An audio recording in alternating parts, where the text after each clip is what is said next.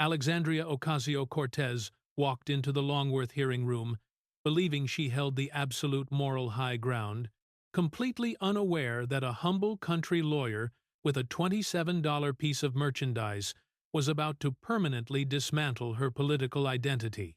"Help me out here, Congresswoman," John Kennedy drawled, taking his time. "I am simply a country lawyer, and I have been staring at this all morning.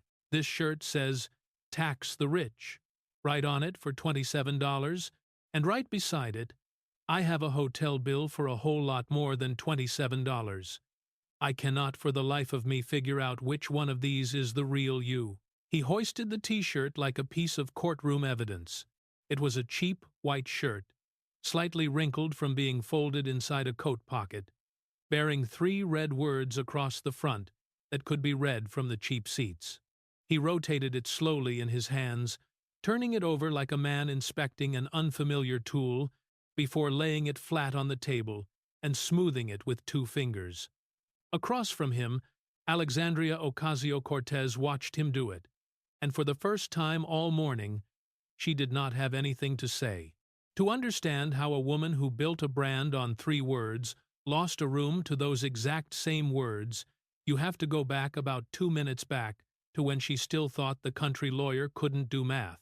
The hearing room that morning was small, located on the 2nd floor of Longworth, with a low ceiling and flat, white fluorescent lights humming over a committee table that had seen 40 years of people explaining themselves. It was a hearing regarding campaign finance transparency, typically the kind of dull, necessary event that empties a room rather than fills one. Yet, the room was packed. Cameras stood 3 deep along the back wall, their little red lights steady, because word had spread that Kennedy had asked to sit in on the cross panel, specifically requesting her by name. Somewhere in the 4th row, wearing a 2-season-old cardigan, sat a retired woman from an Ohio town who had once sent $16 to a campaign out of her Social Security check. Nobody in that room knew she was there yet, and nobody would until it mattered most. Alexandria Ocasio-Cortez arrived exactly the way she always arrived, carrying an energy that suggested the room was lucky to have her. She set her folder down with a soft slap. She tilted the microphone toward her by a careful inch, poured water into a glass, and set it precisely where she wanted it. She executed all of it slowly, the way a person does when she wants an audience to watch her not be nervous. She then looked out at the faces, deciding, as she always did, that she understood every one of them better than they understood themselves. When the chairman gave her the floor, she took it like a woman taking the last word in an argument she had been winning for years. "Before we start," she stated, "I want to name what this is. This is a room full of people who are frightened of math they never learned. There are folks in this country, and a lot of them are watching right now, who think that saving $50 a week makes them an expert on a national economy. It doesn't. It makes them careful. And careful is not the same thing as smart." A small sound moved through the gallery, not a gasp, but something distinctly colder. "I'm not going to pretend the people who built their whole understanding of money around a coupon binder get to lecture me on economics," she went on, a thin smile forming. "Now, I represent the future. The folks frowning across from me represent a past that is already over, so let's not confuse a hearing with a seminar." She leaned back, thoroughly satisfied. She had just told every retiree, every saver, and every careful person across 3 time zones that being careful with a dollar made them too dumb to follow her, delivering it with a smile, fully believing it had landed perfectly. John Kennedy did not react to the insult. He never did. He sat with his hands folded, his glasses pushed low on his nose, embodying the absolute patience of a man who has spent real hours in a boat, waiting on a fish that might not be hungry. He let her finish. He let the applause she expected completely fail to arrive. He let the silence stretch a half-second past comfortable, and then another half-second past that, until people started to wonder if he had heard her at all. Then He leaned into his microphone, and the very first thing he did was thank her. "Congresswoman, thank you for that. That was real educational." He let the word sit there, turning it over. "I learned a whole lot about what you think of the folks who mail you $16 at a time." A few people laughed before they could stop themselves, then caught themselves falling dead quiet. "Now, I'm going to be honest with you," Kennedy said. "You're right about one thing. I am not a smart man when it comes to your kind of economics. I'm just a country lawyer from Zachary, Louisiana, where the air conditioning don't work, and folks still pay for things with money they actually have. So, I'm going to need you to teach me, and I'm going to time myself because I know your time's valuable. Give me 2 minutes. 2 minutes of small questions, and you just help a slow fella keep up. Can you do that for me?" She smiled. "I'll try to keep it simple, Senator." "I'd be grateful, Mom." "Truly," he replied, looking at the clock on the wall. "Here is the first minute." "When you say tax the rich," Kennedy noted, "you mean the rich ought to pay more so that money comes back down to working folks. That's the heart of it?" "Yes, that's the heart of it," she affirmed, visibly proud. "And when you say fight the oligarchy, that's a big word for a country lawyer. You'll forgive me? You mean you stand against powerful people living large on the backs of folks who can't afford to? That's exactly what it means." "Good. See, I'm keeping up?" He nodded, pleased with himself like a student getting a gold star. "So, a person who really believed that, all the way down, she'd live careful too, wouldn't she? She'd ride coach. She'd stay at the kind of motel where the ice machine is down the hall. She'd eat like the people whose checks she's cashing." For the first time, something flickered behind her eyes. But the camera was on her. The principle was hers, and she could not reject her own gospel on live television. A public servant should live by what they preach. "Yes," she answered. "I've never claimed otherwise." "That's a fine answer. And one more. Then I'll quit pestering you," he said, holding up a finger as if the thought had just come to him.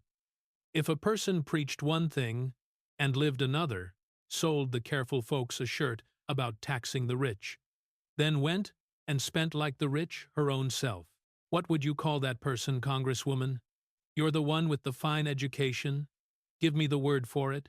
She should have seen it then, and perhaps some part of her did, but the word was too easy.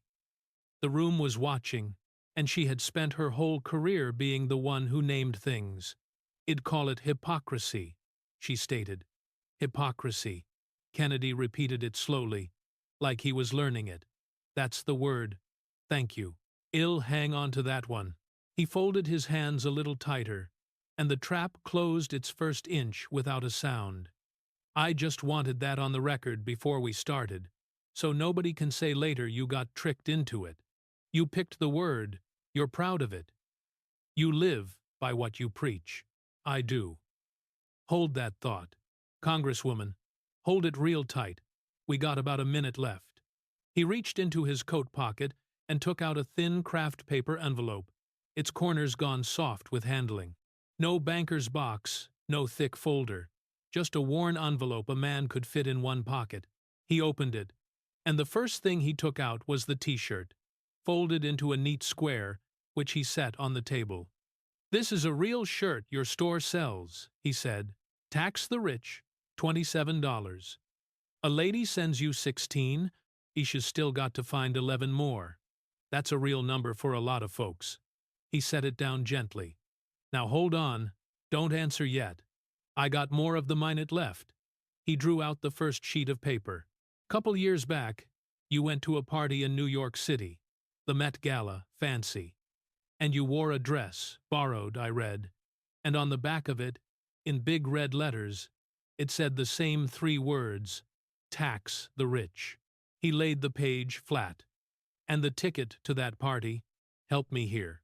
The ticket was $35,000. I was invited as an elected official. I didn't pay. I know, Mom, I know somebody else paid. That's kind of the theme. But well, get there. He pulled his glasses down another notch. "Here is the part a slow fella can't get past. Your own people, the ethics committee, your side and mine both signed it. They looked at that night, and they found you broke the rules, and they made you pay it back. You know how much?" She knew everyone could see she knew. $2,733, Kennedy recited, and 18 cents. He looked up slowly over the rims. "It's the 18 cents. That's kept me up, Congresswoman. A woman wears tax the rich to a $35,000 party, and the thing she has to pay back is measured down to 18 cents. I keep thinking somewhere there's a retiree who counts pennies like that for real." The room made a low sound, the very first crack. "You didn't carry that message into a room full of rich folks, Mom," Kennedy stated. "You carried yourself in, and you let the rich folks pay for the dress." Alexandria Ocasio-Cortez had been here before, knew this terrain better than Kennedy thought, and did the thing she always did. When the ground moved under her, she changed what the fight was about entirely. She pulled the microphone close, her voice dropping low and fast and furious. "I know exactly what this is," she declared. "This has never once been about a dress.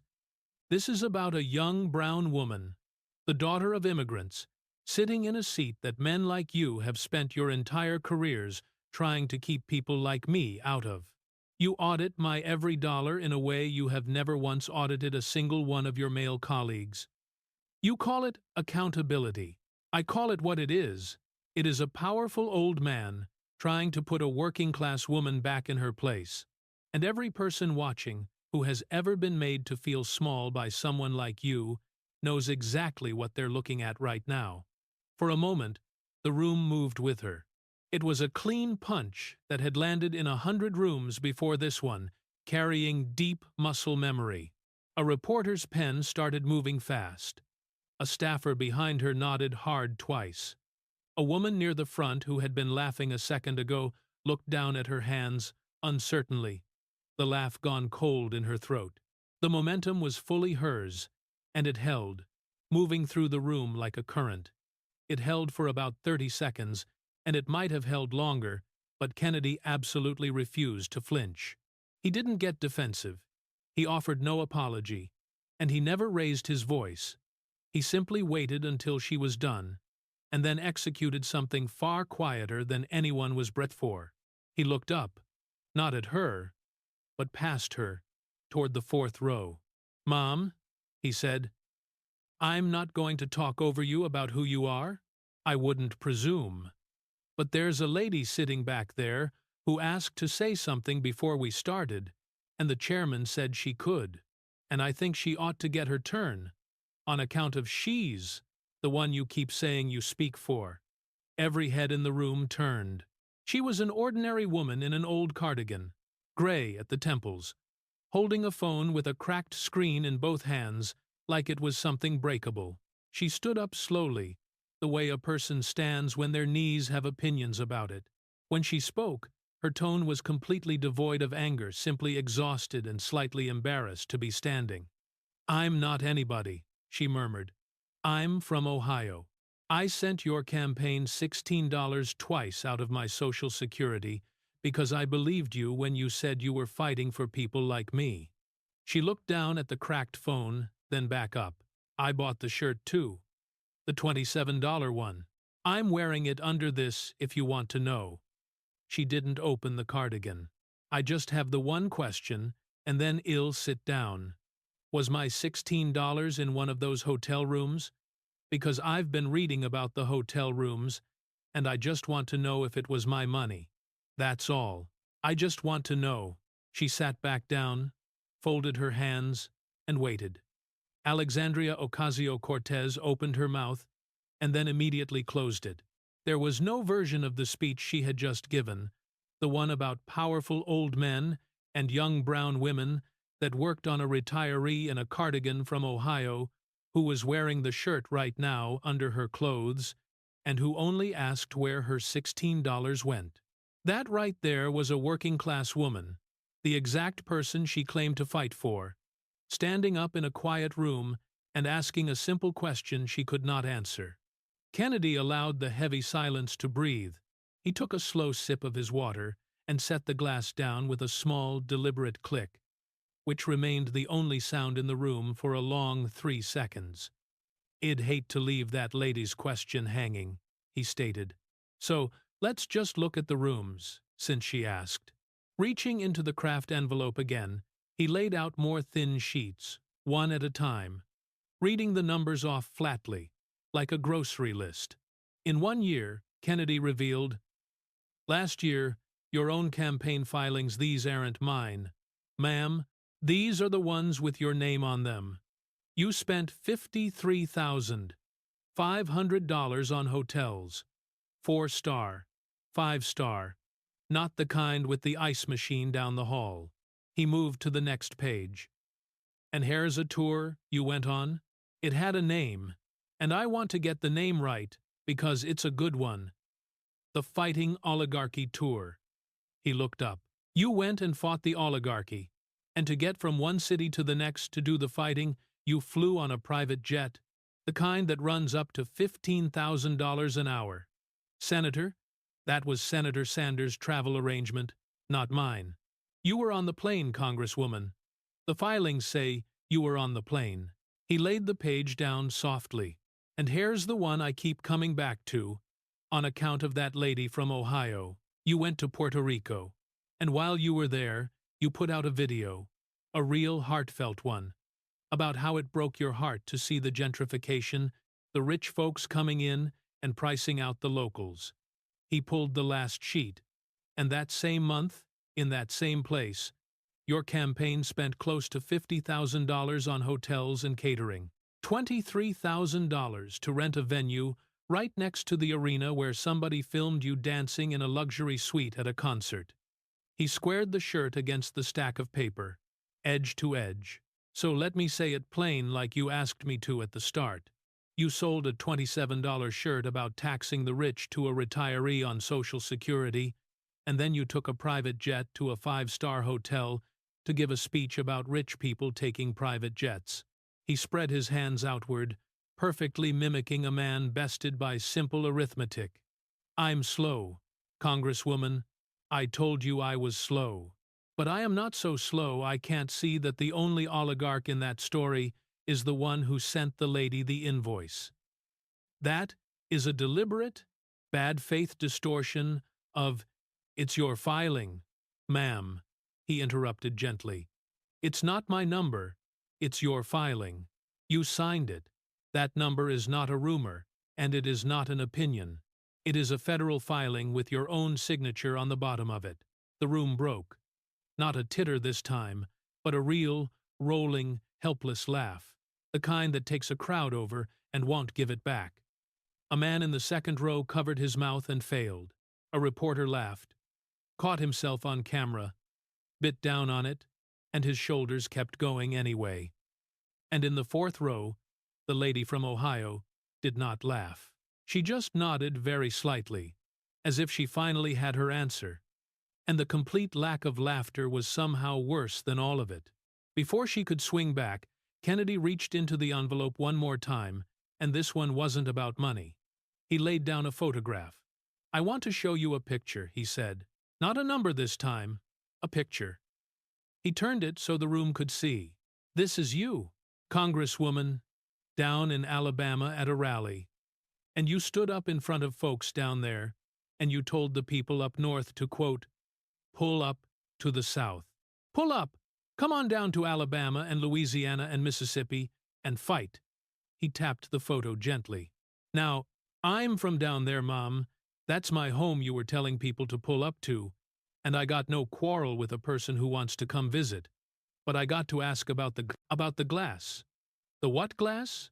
"The glass, Mom, in the picture." He slid it an inch closer. "You're standing directly behind that bulletproof glass.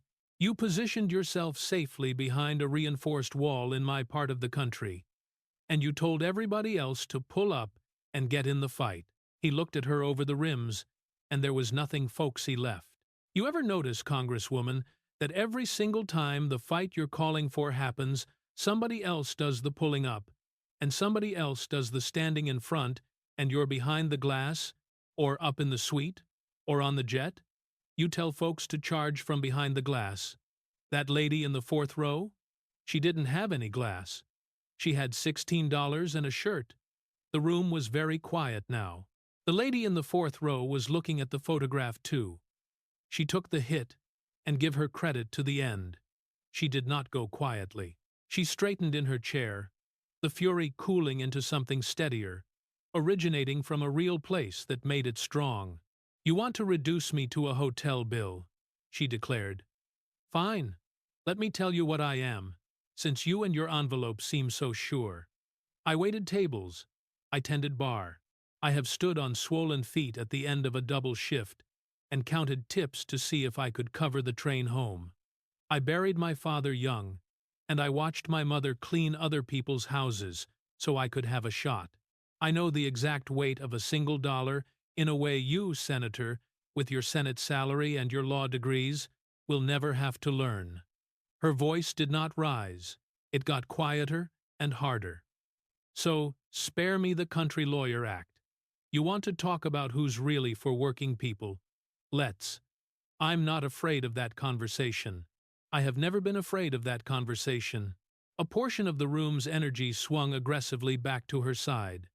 A pen or two stopped moving. The current wavered. And even the lady from Ohio looked for a second like she was listening hard. Kennedy let her finish the impassioned monologue, allowing the sheer emotional weight to fully settle. And then he completely removed the metaphorical gloves. The humble country lawyer persona vanished entirely. "Congresswoman," he murmured with intense quietness, prompting the audience to lean forward just to catch it. "I believe every word of that. You waited tables, you counted tips, you buried your daddy too young, and your mama scrubbed floors. I'd shake your hand for all of it in any parking lot in America, and I'd mean it. That's exactly why this is worse." The atmosphere in the room froze solid in an entirely new, dreadful manner. "Because you do know the weight of a dollar." He set one finger on the shirt and one finger on the hotel bill. "You know it better than I do. You know exactly what $16 is to a woman in Ohio because you used to count it yourself. And you took it anyway. You sold her the shirt anyway. You flew over her town in the $15,000 an hour airplane anyway on your way to give the speech about how the rich don't care about her." He held there. "A man like me," raised soft, "I might do it out of ignorance. You remember where you came from just fine, ma'am. You just hope she forgets where you went." Nobody laughed at that one. That statement went down somewhere deeper than a laugh, into the part of a room that decides things. That is not fighting the oligarchy.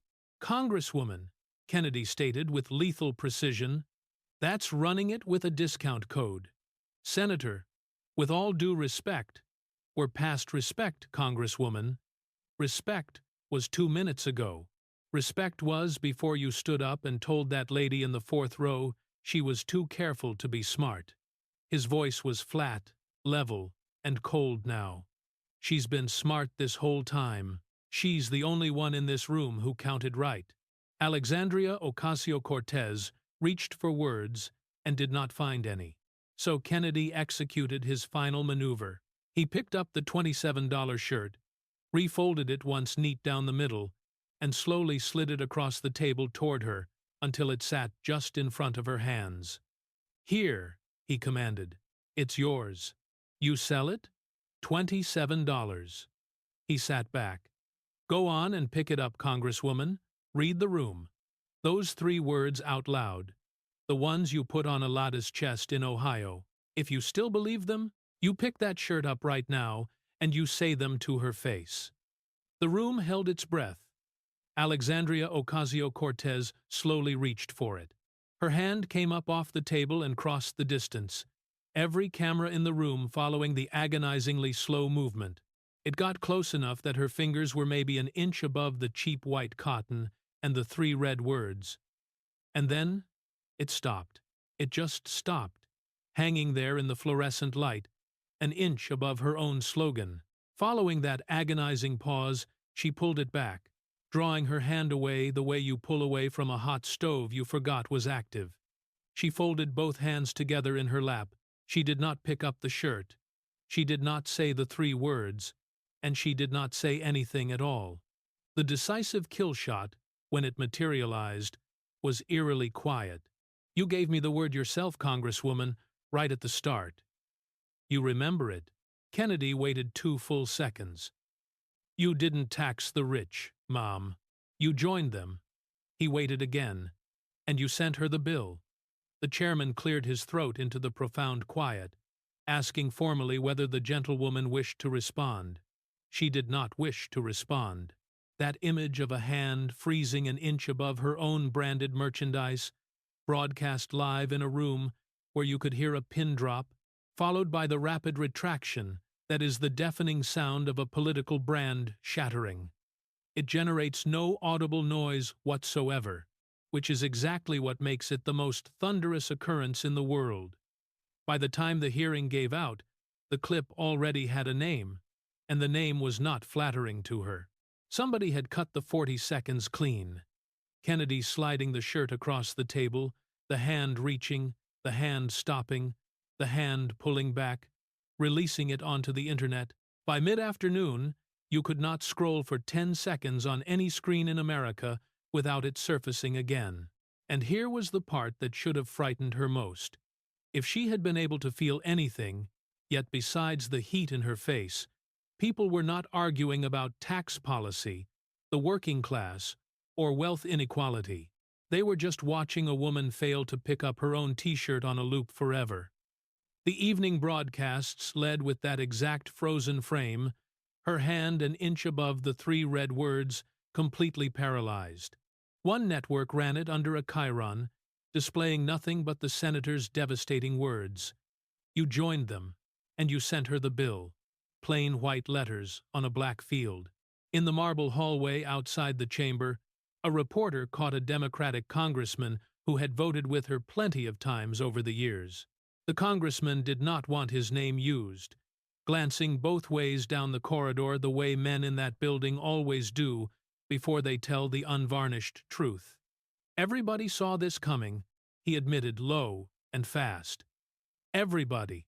She built a whole movement on $16 donations and then spent it like a person who's never been broke a day in her life. And we covered for it because she fills a room.